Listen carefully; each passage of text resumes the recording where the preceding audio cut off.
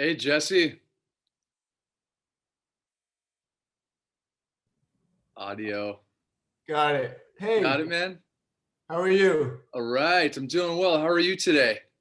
Good. You trying to freak me out with Chucky? Yeah, that's the point. Well, behind you is the picture that I actually just posted on my Instagram. The picture of Kurt Cobain. I think that's a really cool collage you got there, my man. Which one? Yeah, the Kurt one right above the acoustic guitar there in your background. Uh-huh. Yeah, Oh it's yeah, the quadriptych. That was done recently. I never did that, and um, I was thinking about if I wanted to add something to my Kurt Cobain oeuvre, and for print sales mainly. And I've always loved Richard Avedon's Beatles posters that he did. I knew them well, and um, because I knew the printer who made them, and it was in a time when they way before digital. This is back in, I guess, the late '80s, and the guy was doing color solarizations in the darkroom. And if you know anything about color darkroom, kind of solarized and all that kind of stuff, is you have no idea what you're going to get. Like you can't say I want this chocolate brown and get that chocolate brown like you could do on a computer. So you're just kind of winging it, and it was so exciting to be, around that kind of process and knowing Dick at the time, and he was good friends with my mentor Irving Penn, so I got to know him a little bit from the industry. And anyway, I love what he did with the Beatles, and anyone that doesn't know them, they could easily Google them. And I said, oh, I want to do my own versions of them in a digital file. And so, because what I liked about the Kurt images is that it's sort of like a photo booth. yeah, The whole shoot is very cinematic, which we can get into. But anyway, so I happen to have that one here only because it came back from a show. So that's sort of what I do. I really don't care to look at my own work. It was sitting around. I said, well, I'm about to hang it up because we were doing the NFT drop, and it was good for interviews and stuff. As like this, you can get to see it while we're talking.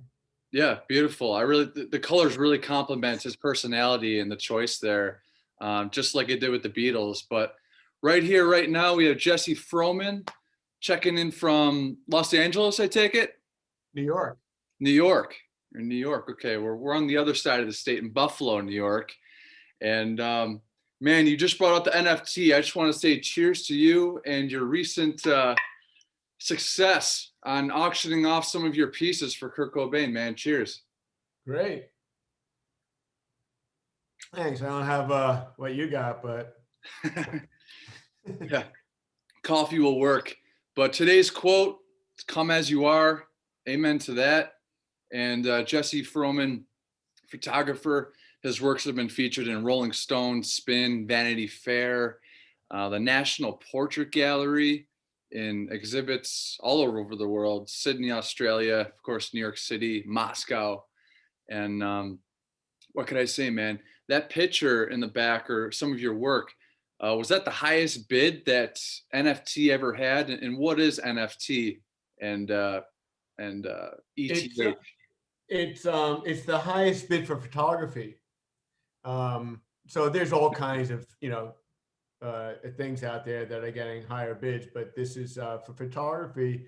It's still considered a new kind of exciting experiment for photographers to consider this space for their work, and nobody really knows where this is going. It's kind of interesting. NFT is a non-fungible token, and it's attached to the blockchain, so that what's great for photographers and for others is that it's you can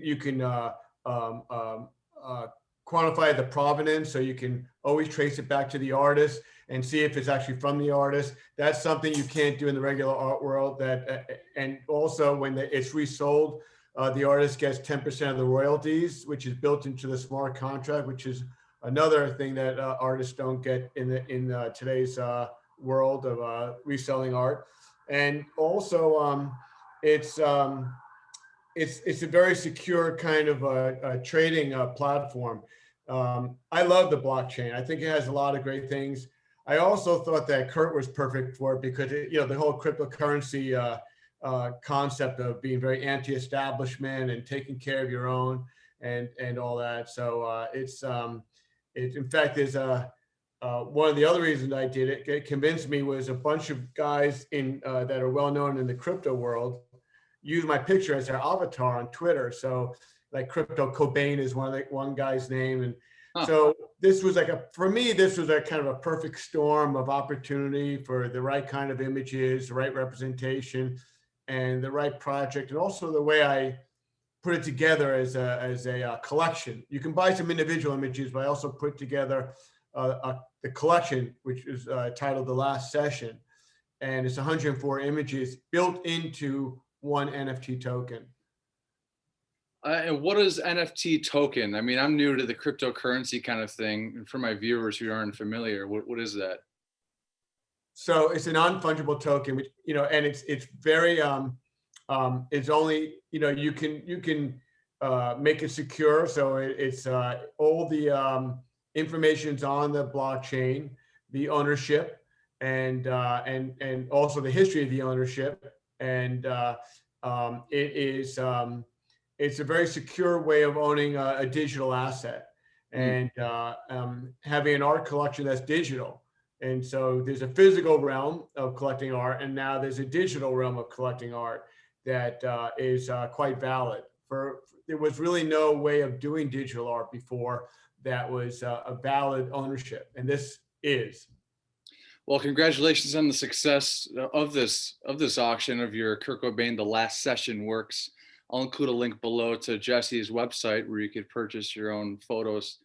I got to get my ass over there myself, but a little bit later in the episode than when I usually introduce it. But usually I have a musical fact of the day, Jesse, and today is May the 11th, and there's a few birthdays today. Eric Burdon of the band The Animals, House of the Rising Sun, went on to War. My dad, Jesse, he hosts a wine television show here in Buffalo, New York called Spiel the Wine.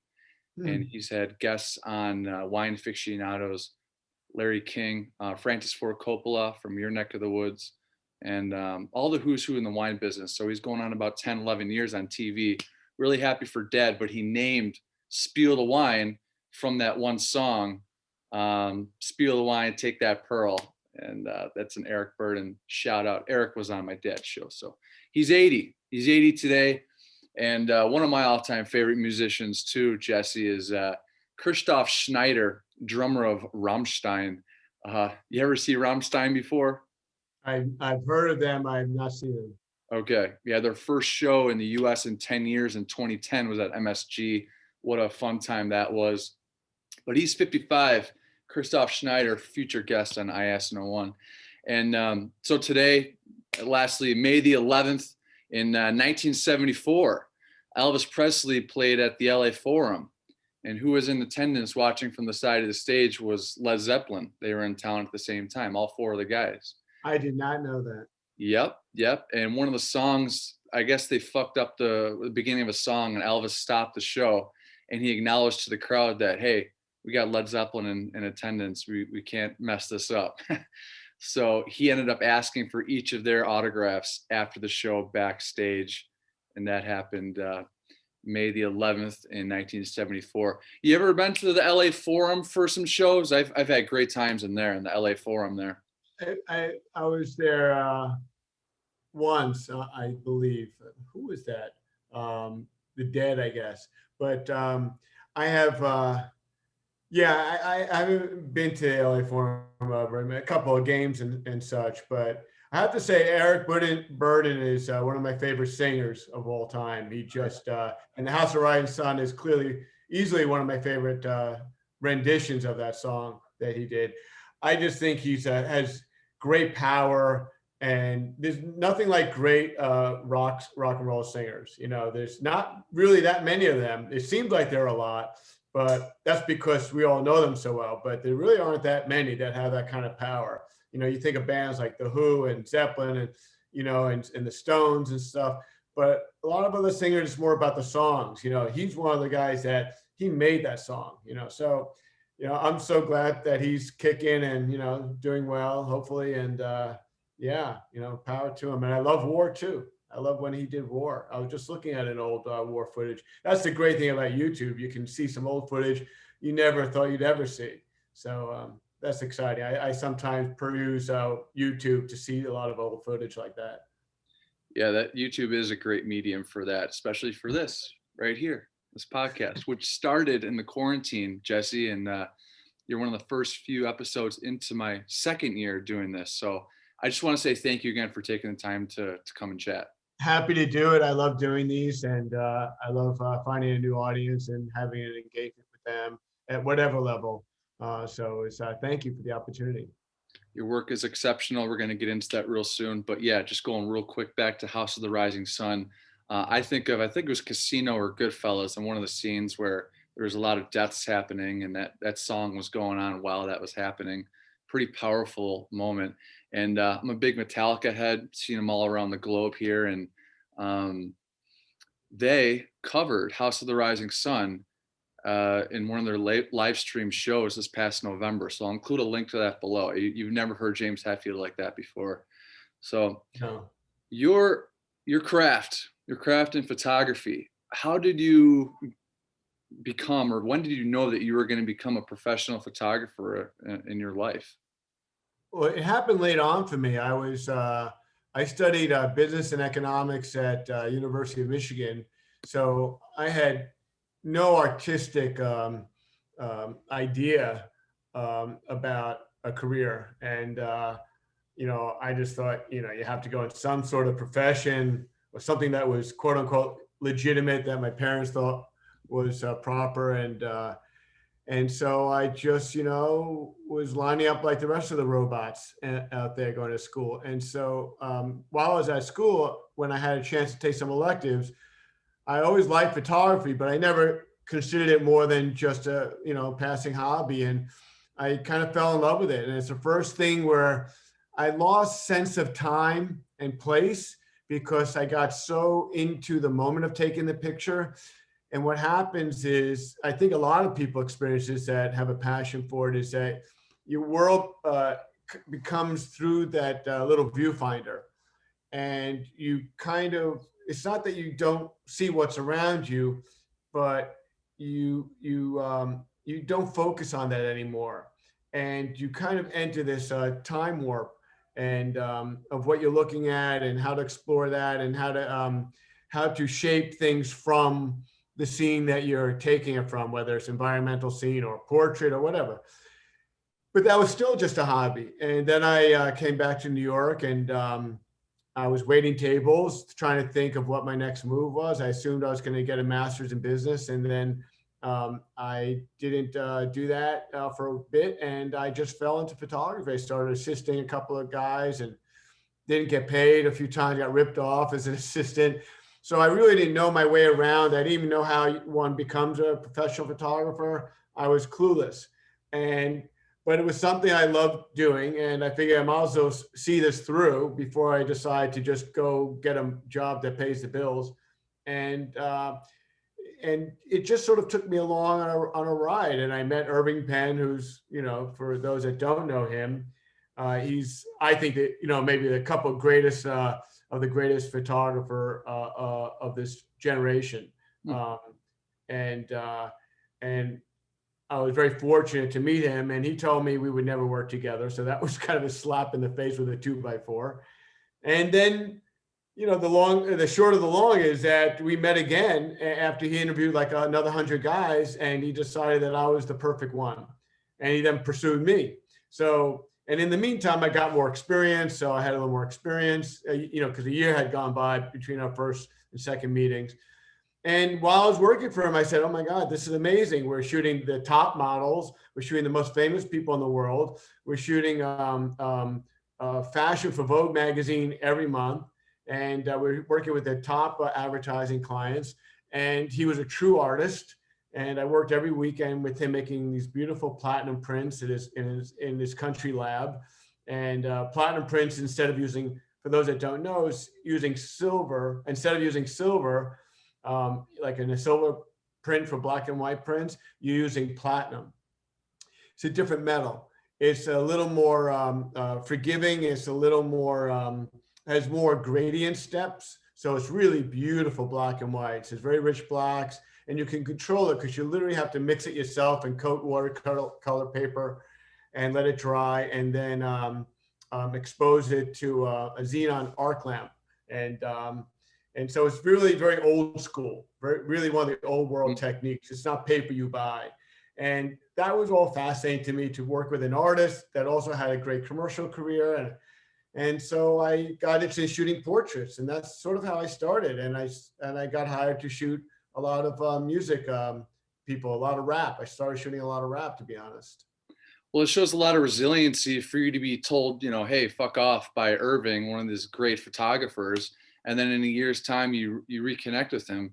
I'm bringing Metallica back into this. My dad and mom, they laugh. I always bring Metallica into this, but James and Lars, man, they met in October of '81 and there was no vibe. A few months later, James was like, oh, hell with it. I'll meet up with them again, and off they go.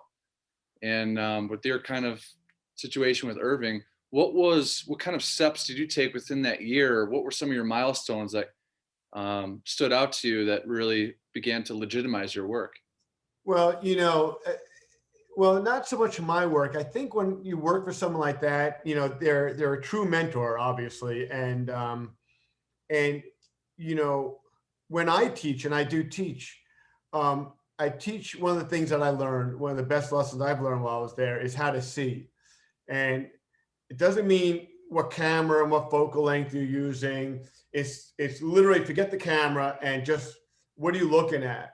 And or if you're given an assignment, or you decide I want to shoot this fork, for example, what is it about that? What are the intrinsic values that you want to bring out in that fork? And so it's that idea of seeing it first in your mind's eye, and the technical aspects of it, the intrinsic properties of what you're shooting, whether it's a person or a fork or a landscape, and then figuring out the technical stuff to make it happen, to see it to fruition, lighting, lenses. So a lot of it was really studying light and learning light. And I got so good at it that I was able to look at any picture anyone could ever show me, and I could reproduce the lighting.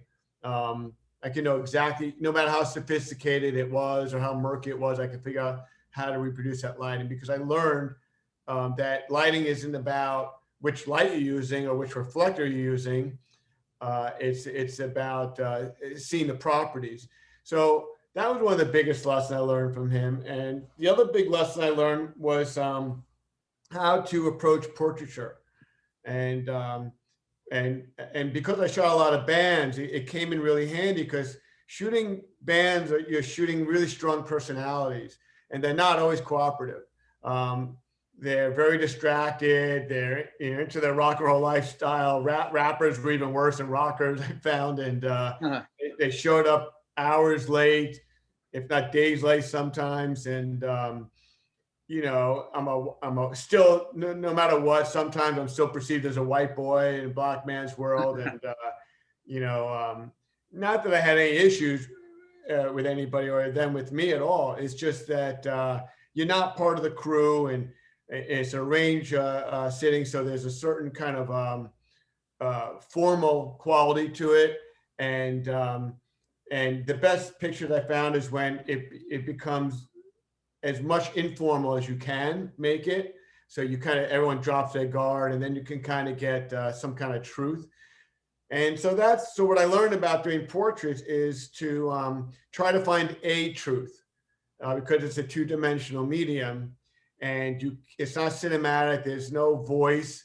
So you can't have the person talking. You can't hear the measure of his voice, or the quality of his voice, and what he's saying.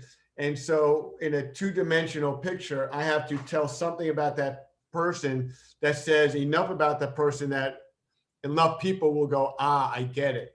And so, and everyone has many truths. Sometimes some people are like to laugh a lot. They're jokesters. Sometimes they're more depressive. Sometimes they're a lot of things all at once, but not in any one moment. So I have to kind of go with one thing. And so that's the other thing I learned is how to kind of recognize that and how to bring that out in people, how to encourage them to let their guard down. Yeah. And there's no list of rules. You just have to kind of work at it, pay attention to it. And I think the best portrait photographers don't impose their style overwhelmingly on their subjects. It's a dance, it's a collaborative effort where you take and you give, so that my work still looks like me, but you can clearly see very different energies in all the portraits. Which rappers are you referring to, if you don't mind me asking? Are we talking from the 90s or 2000s, Eminem, Dr. Dre, or? Yeah, Dre, and a lot of the 90s stuff. I kind of gave up on rap after a while because they're a challenging bunch. I kind of, because my goal was not to do the old b-boy stuff where they just posing, as they like to do, like holding their gold chain and making the common gestures that they all want to do. Yeah. I wanted to get something deeper, more interesting. And so I found that was a challenge over time. And so I would say the height of when I was shooting rappers was around the early 90s. I was doing Ice-T, Ice Cube, Big Daddy Kane, Shock G from Digital Underground, who just died, actually. It's so sad. Beastie Boys, Tribe Called Quest, De La Soul, a lot of those bands.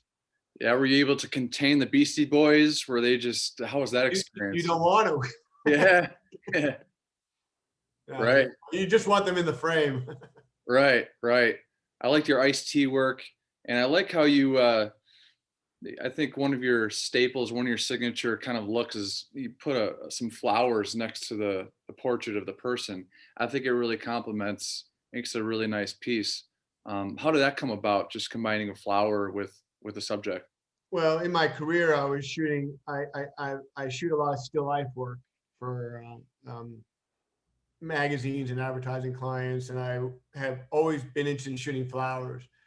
And I guess one day I was just messing around on the computer, and I had some flowers up and some portraits up, and I started placing them together. And I thought that one enhanced the other, that it was greater than the sum of the parts. So I thought, what if I just explore this a little bit? And I found it really interesting and also challenging to find the right kind of flower and the right kind of portrait. And I've done it with famous people. I've done it with unfamous people. And I felt I liked that it was interesting to mix it all together. So instead of having a show of just musicians, it would be a show of, Kurt Cobain with this this punk kid that I met in the park, and but the thing that would kind of bring it all together was the flowers. And so I enjoy it. It's a little bit abstract in a way of presenting work, but not too much so. What flower would you put by me? Are we talking marigolds or a perennial, or I think or lily? I think a pretty rose with thorns. A rose of thorns. All right. Yeah, a little rock and roll and and a lot of beauty. Okay. All right. Well, thank you. Yeah, Guns N' Roses. I like Guns N' Roses.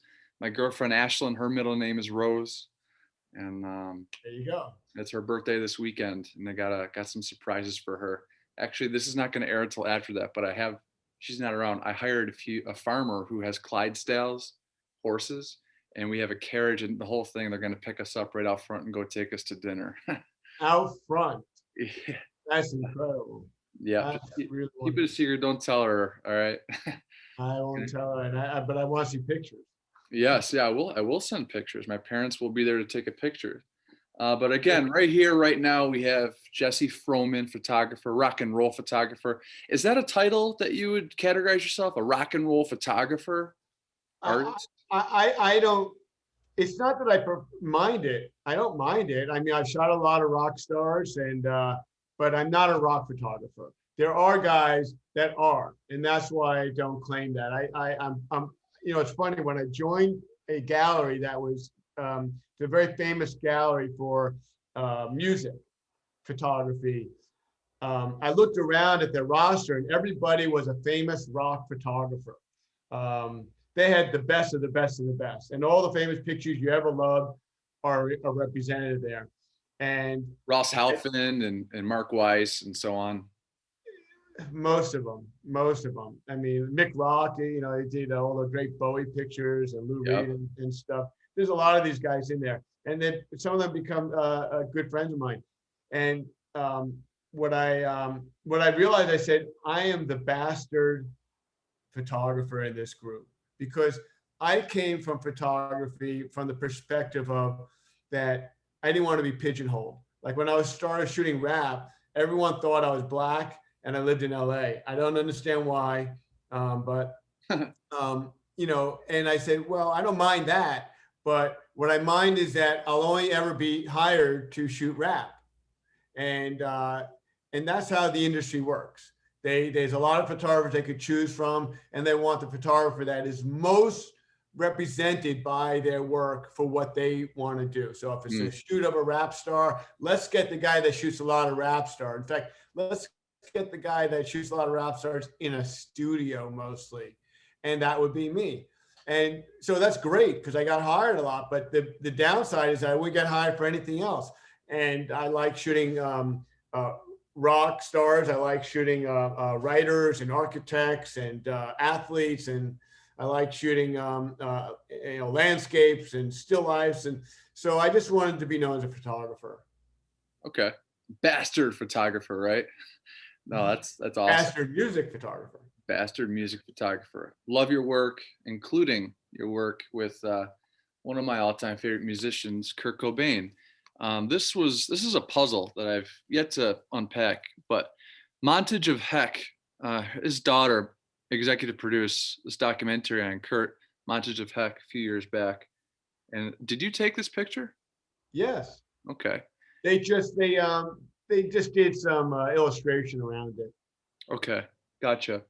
With those famous sunglasses, which I got put right over there, the in utero picture. But man, oh man, how did you get hooked up with Nirvana, going from all the rap and Ice-T and so on, and now you're with one of the biggest, best bands of all time, and this is their final. It was their final photo shoot, I take it. Yeah, I final formal shoot, and I was commissioned by the London Sunday Observer Sunday magazine, and they were a very edgy British magazine that was associated with the newspaper. And they asked me to do a cover story. I was fairly well known in the industry by then, shooting a lot of musicians, not just rap. And I think by that time I shot like James Brown and Little Richard and Chris Cornell and a lot of famous stars at the time. So although Nirvana was probably the most popular band in that moment, they were by far the only famous band I shot around that time. Yeah, that's how I got all my work though. I mean, I didn't just like, you know, run into a bar and see someone and ask them to do a picture. Most musicians, most famous people would not agree to that unless there was something attached to that. Gotcha. And you were talking about this earlier, connecting with the subject or maybe the lack thereof when you're in front of them and you're shooting them, you know, portraits of them, trying to have that picture tell a story of who they are.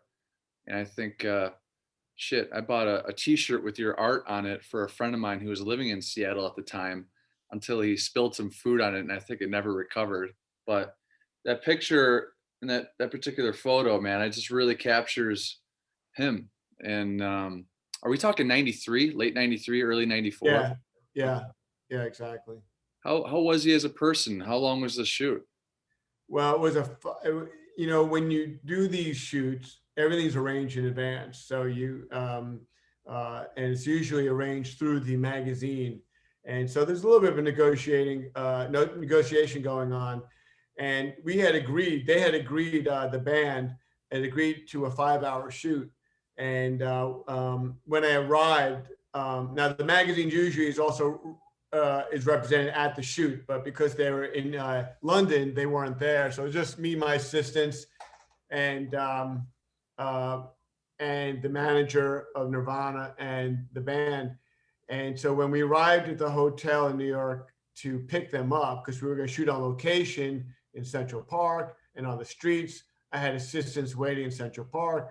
I had assistants outside. We had a big production van ready to roll. And the manager met me in the lobby and said, we can't go on location. We have to shoot in the hotel. And the hotel was not a very interesting hotel, and you can't shoot in public in a hotel. And so, which hotel?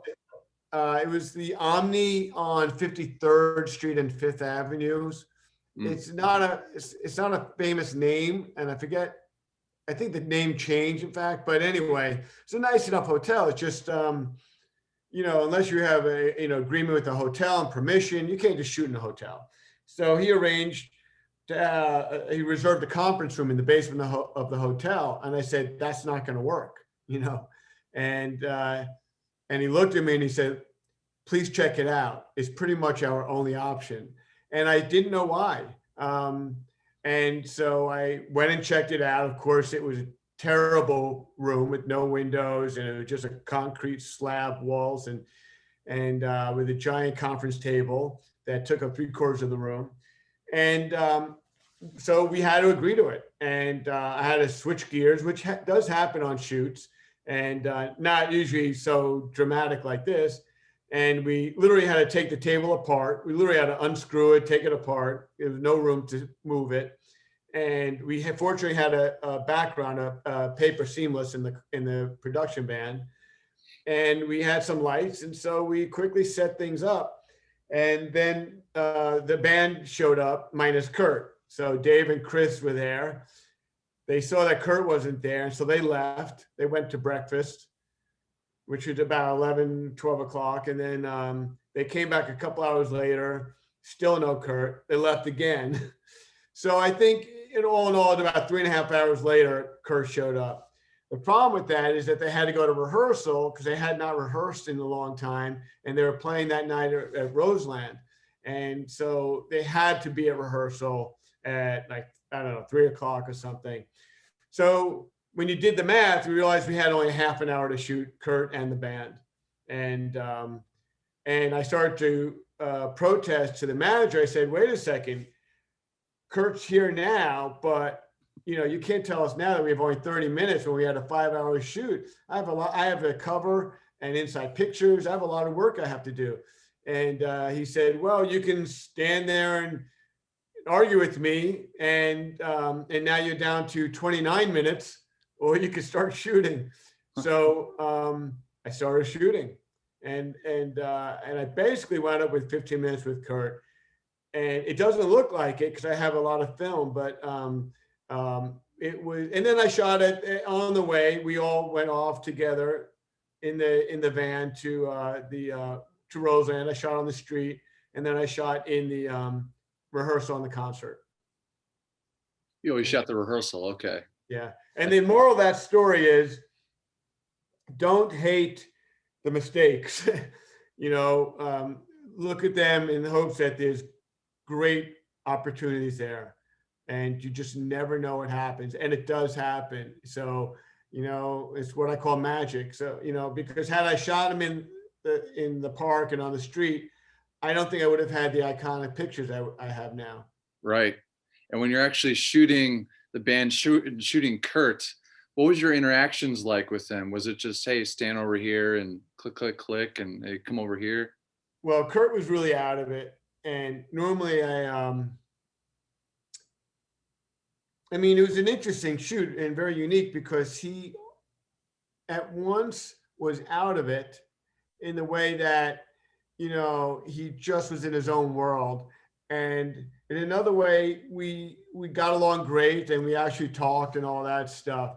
But because I didn't have much time, I really didn't have a chance to speak with him or hang out with him before and get a chance to figure out what I wanted to do with him based on his energy. And so I just kind of went with the flow. And most of the time I direct people. Most of the time I kind of let them sit down or stand against the wall, and I kind of look at their mannerisms a bit and their energy and whether they're feeling very fun or playful or very demure or serious. And I didn't have that chance. So basically what I did is I let him kind of be. I kind of had a standoff. I stood back a little bit more than usual, and I encouraged him to just not even worry about me. And that's when it became more cinematic, where he really started to dance like a ballerina and spit out water and be very silly, and as if he was in his living room and we were, and we're just hanging out and he would listen to music or something. And that's really hard to get to. That place is almost impossible to get to in a small amount of time. People are very insecure, how they look, and very vain, no matter who you are, and you want to control how you're perceived by the public. So you don't want to look silly or stupid, and so you want to be on. When the camera and the lights are on, you want to be on, and he wasn't. And because he wasn't, it was a gold mine for me. And so I controlled, posed him when I needed that on picture where it was like direct, looking right in the camera. And then I also wanted a picture that I could never have imagined how to pose him, like the ones where he's looking up with the umbrellas and the glasses. I did pose him for that, but the fact that his mouth is gaping open, and at one point the water was drooling out of his mouth. But wow. I couldn't have designed that if I literally was just drawing it. So it's a give and take. It's a collaborative effort, and I was fortunate. That's awesome. Chris Novoselic, a bass of Nirvana, a few years back during one of the anniversaries, he described Kurt as a, quote, cynical bastard. And these guys really spent so much time with each other. And I just have to say, Jesse, that I like to meet my celebrities, people I admire, heroes in the music industry and the film industry. I worked at Hotel Bel Air, Wolfgang Puck. I just finished a few weeks ago, a 4-part episode of who I met, but I've never met Lane Staley, and I never will. I've never met Kurt Cobain, never will. So for the past few months, I've had people that have met him and have spent time with him bring me kind of closer to these kind of people. And thanks for bringing us viewers and myself back, man. That's really, really cool. Really cool. Yeah, a lot of things. Another thing that people don't understand about them, and I kind of discovered this, and then being associated with them. Yeah, people would tell me stories. The band, they were very playful. They were real jokesters and pranksters, and you can see in a few pictures Dave holding the ice bucket that Kurt asked me to get for him when he entered the room and first said hello. And I said hello, and he said, "Do you have a bucket?" And I said, "Sure. What do you need a bucket for?" He said, "I think I'm going to puke." He never puked, fortunately. But at one point, Dave is holding the bucket and Kurt is pretending to take a dump in it. And Chris is, helping him. So it's, and that's on camera. There's nothing wrong with it. It's not outrageous, but it was nice to see that they had a nice friendship, and they described it as, Kurt wasn't some depressive guy walking around the world, where a lot of people feel that, you're suicidal, he must be, a horrible person to hang out with. And he wasn't. Yeah, that's good to know. How was the Roseland Ballroom show there in New York that night? Great. I didn't go on tour with them, so I can't compare it, but it was great. I mean, for people that know Roseland, Roseland has a great energy, and a lot of great performances there over the years. And Jack White gave a great performance there. I've seen him 2 or 3 times there, once with the Raconteurs, and then once with the White Stripes, and I just felt it was a really strong show. I mean, I had a great time. Then again, I was on stage with them, so maybe I was influenced in a different way from just being a fan in the audience. But he almost OD'd the night before. That's why he was late. He was just trying to get his shit together to show up. And I was lucky that he did show up. And anyone that saw the show that night was lucky that he performed that night. So, and the fact that he was really good was surprising. I mean, I can't compare it to other shows, but they seemed tight, and his voice was strong, and so who knows, Dave Grohl There's Dave Grohl, Lars, and Sean Kinney, big influence on my drumming. And were there some moments from that show that stand out to you? Maybe moments that Kurt, some banter at the crowd or side stage bullshit? He's pretty cool with the audience. I like him with his fans, especially, before, in between the rehearsal and the show, he signed some autographs outside with his fans. And, his fans were not like the pretty people. This isn't Miley Cyrus's fans. It's just a boy band fan. This is like, the smart, kind of nerdy music fans in a lot of ways. They were grunge kids, they were they were it's sort of an anti-fashion, anti-establishment kind of thing. And he really enjoyed them. I think he really genuinely loved his fans, and they really felt an affinity for him, more so or as much at least as any other star I've seen.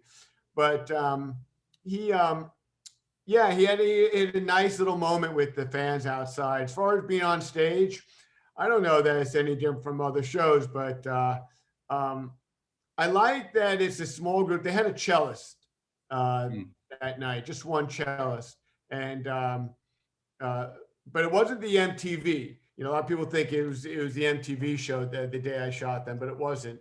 And but that was really nice too. I really liked that they had a cellist there, so I really enjoyed that part.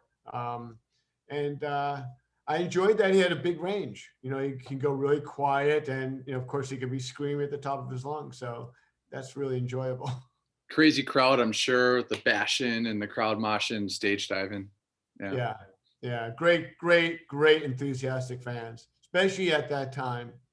Yeah. You also shot Chris Cornell, and those are another legendary pictures in the history of Chris Cornell and his work with, of course, Soundgarden, Solo, Temple of the Dog. A nice guy, I could imagine, to work with, right? Sweetest guy ever.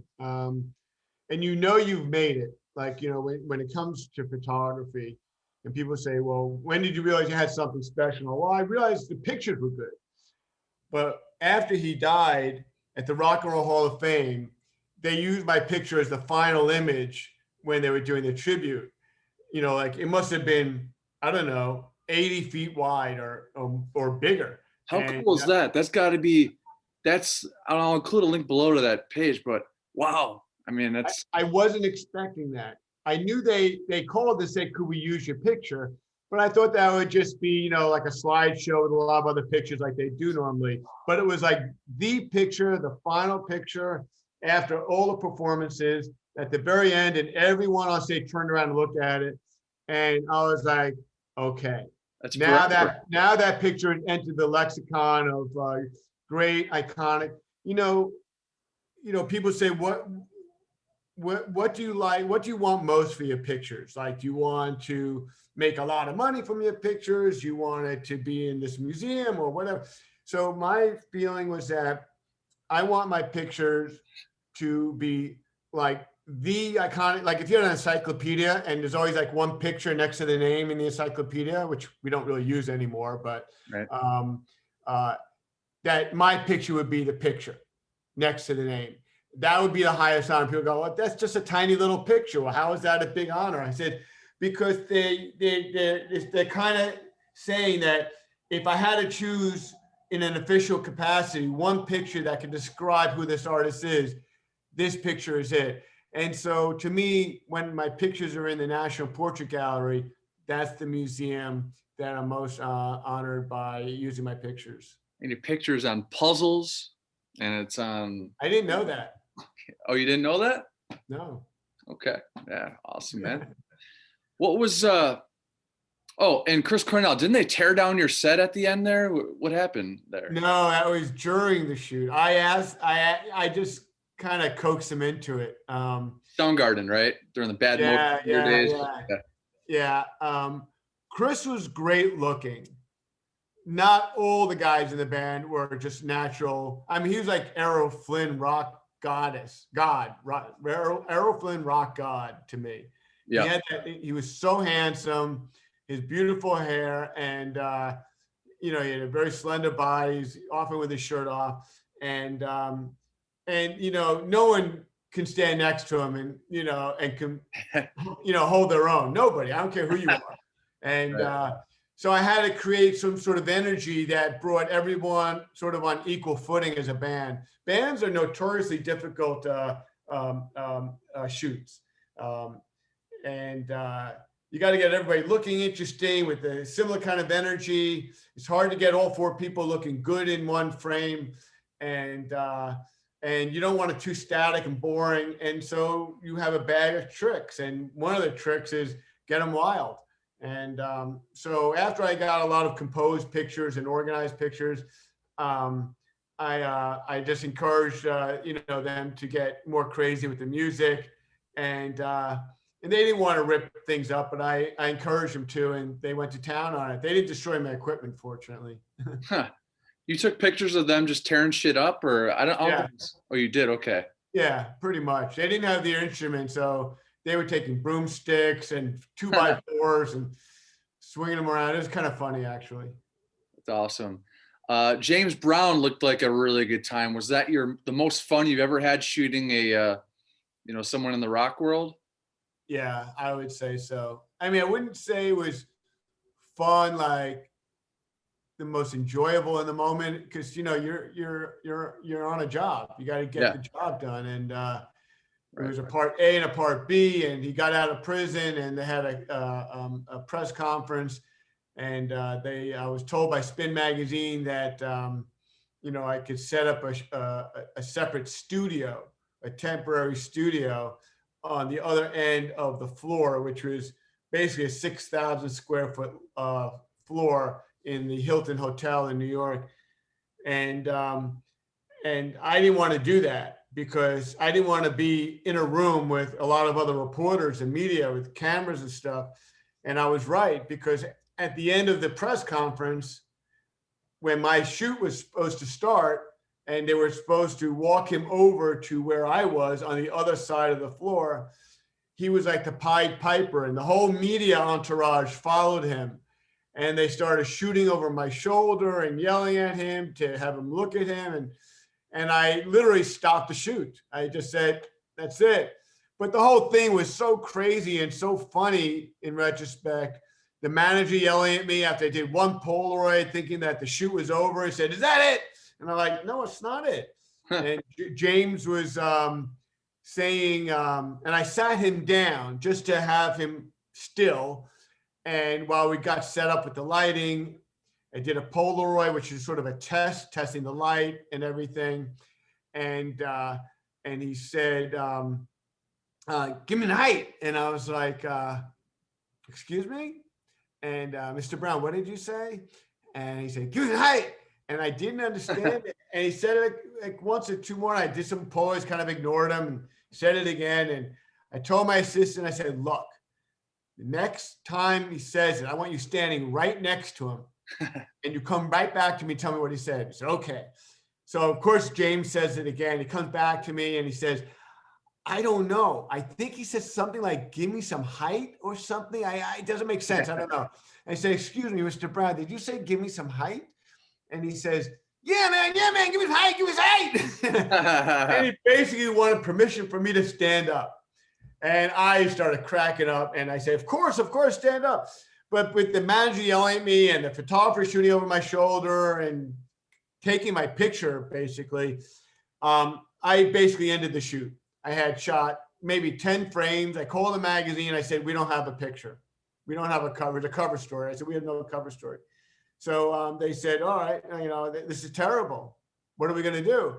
I said, what you're going to do is you're going to call his people and say it's their fault and they have to make good. And we're going to set up a new shoot. I don't care where, I'll go wherever, where we have a proper shoot with no other people. And they said, okay, we'll do that. The next shoot they can arrange was a month away and they were going to press. So they begged me if they could use any of the pictures I have. And I said, I'll let you have one of the pictures. It's good enough. It's not what I want. It's good enough. If you don't cancel that second shoot, you let me have that shoot. And they did. And I shot him again, this time for Details magazine. And so I had to go to Augusta, Georgia, and and he wouldn't let me at his home.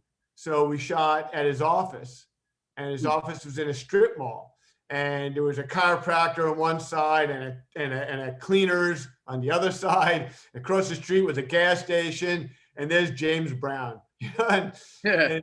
and it was a blistering hot day, about 100 degrees with 95% humidity. Ooh. And the office was filled with all his number one hits. I think he had the most number one hits of any artist besides Elvis and maybe the Beatles, something like that. I'll fact You can check look that. it up. I don't really know, but I know it was something insane. And he had them all up on the wall, all the plaques. And he had stuff piled everywhere. And there was no room to set up a picture anywhere in that office.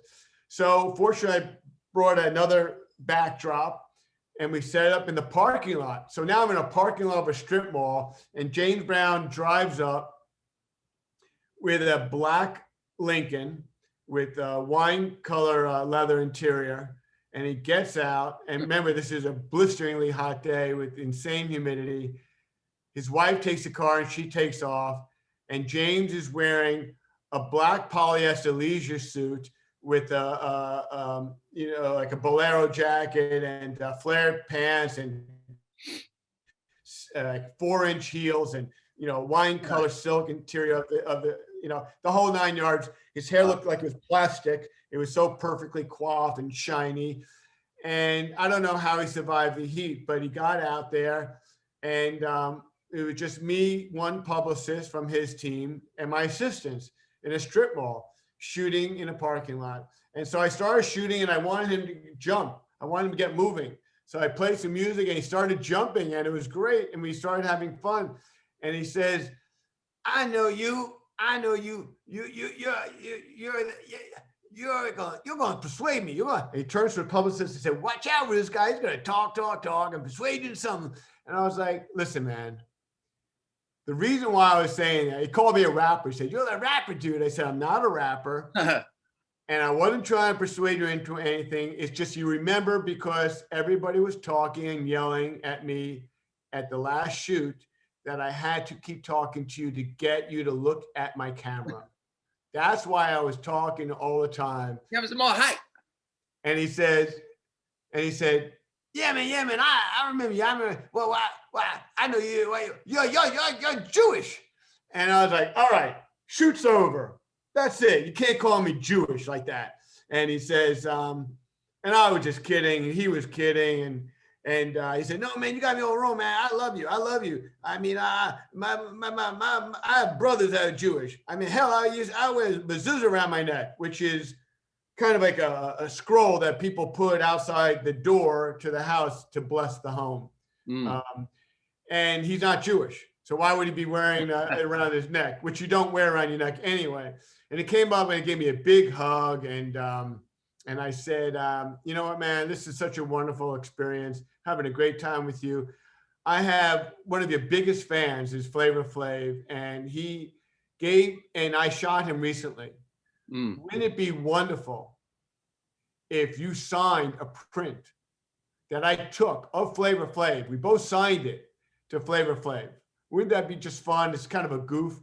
And he said, "Yeah, man, yeah." So I took out the print and I signed it to Flavor Flav, and he signs it to my main man, Jesse.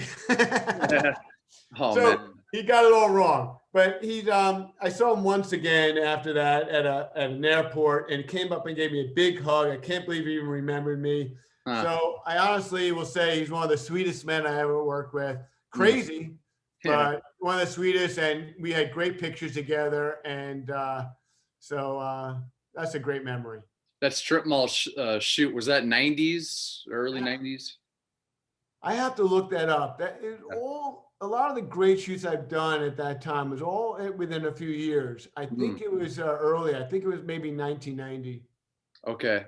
And I think maybe right around that time, within a few years. So just to bring up your final previous subject, that is one of my biggest rock star favorite actors, Keanu Reeves. Week 2, working at the Wolfgang Puck Hotel Bel Air, I was confirming a reservation, and all of a sudden here's Keanu Reeves taking his motorcycle helmet off, and his hair is all over the place. I mean, I'm like, that's fucking Neo, you know. I was like, oh my God. How was that experience shooting the tall, quiet, cool, chill hero of mine?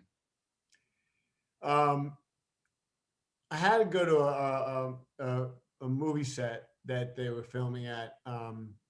So those Speed? are always, huh? Was it Speed, Jess? No, it was, Point trying to Break? remember the name of it. I just went blank on it, but it was before Speed, I think. Okay. He, the problem with movie sets is that you gotta, they have to allow you to find time. They have to find time for you. And there's really never a good time because if there's a break, he's going to want a break. He's going to want to eat. He's going to want to rest. He might want to work on his lines. To throw a photo shoot in the middle of when they're actually really shooting is not the best time. And it wasn't for them. It was for a magazine. So it was really kind of challenging. But we did find time. The thing that cracked me up the most, he told me when I met him, and I said, I saw you reciting Shakespeare outside your trailer. You know, he's kind of walking up and down, which is hysterical because you think he'd be studying his lines for the film. Yeah. And he was just, you know, reading Shakespeare. And I thought that was funny because I never thought of him as a high-end actor, like an Anthony Hopkins kind of a guy. I thought he was not one of the most intelligent kind of actors. I just thought he was a really cool actor and so a star. I thought he was a Hollywood star more than a fine actor. And so, you know, very, very handsome. And so that was interesting. And I said, I saw you. Yeah, he says it calms me down. I thought that was a really funny thing to say. Reciting Shakespeare calms him down. So he was really nice, but again, it was one of those wham bam, thank you, ma'am shoes, which I don't get often. I don't want to give the impression that I do have those kind of shoes. Usually, I have plenty of time to do my shoots, but it was one of those things that I had to get it in, and it was a quick thing. I really liked him. I have to say, I had no idea what he would be like. I thought he'd be like a typical star, like not really care at all. And as most people know about him now, that have seen stories about him riding subways and stuff and not really being a typical celebrity. I really didn't know that about him. And that wasn't really public then, but I was really glad that I had the opportunity to meet him. He was really cool. Beautiful shots too. Keanu Reeves is right up there, top 2-3 fellas I'd like to have on someday. The Rock, James Hetfield, Arnold. But again, we have here Jesse Frohman. True pleasure, my man. And just have one last question for you. Is there a client or a subject or a person or a celebrity that you, maybe dead or alive, that you would love to have that photo shoot with? That stands out to you? Maybe is there someone that you haven't done yet that you'd love to spend a little time with? Well, if there's any person that I would have ever shot in this century, I would have to say Elvis. I just think he just had this unbelievable personality that can melt any camera. And I don't know. I had a friend that did a lot of famous pictures of Elvis, and I talked to him quite a bit about it. You know, before Elvis was a star, in fact, right when he was at the cusp of becoming a star. And so his experience with Elvis made me even more intrigued. But I'm a big Elvis fan, and I think he would have been the one. I mean, I think other people are intriguing. I think Lady Gaga is very intriguing for a photographer. I think she's incredibly visual. I think she's really true to her art. But there's so many people. I can go down the list, and there's just so many people. I think Prince would have been one, but he was very controlling about his pictures, so maybe it would have been the best for the photography element. Right. So there's a difference between me as a fan and me as a photographer. And but there's a lot of people. There's no doubt. It's a long list, but yeah. Yeah, gotcha. Okay. Well, To my viewers, again, Jesse Frohman, photographer, bastard photographer, jack of all trades. Next week, I've got Ted Aguilar coming in. He is the rhythm guitarist of a band from the Bay Area called Death Angel, and he has his own podcast called Alive and Streaming. So that would be a fun time to have a true thrash metal titan on, Ted Aguilar. But hey, if you like what you've seen, hit a subscribe, like, stay happy, stay healthy, stay hungry, and stay heavy. Jesse, thanks again, my man. Thanks for having me. It was a real fun talk. I appreciate it. And maybe, hey, someday I'll, next time I'm in New York City, shoot a few portraits for me. I've got a new website coming up. Maybe get a little, a rose with some thorns coming on the side. I think that'd be pretty fun. Hit me up. You're not that far, you know. That's right. New York is opening up, so yes, it is. come on down. It's a fun time now. Thanks, man. Have a good one. Thanks. Bye.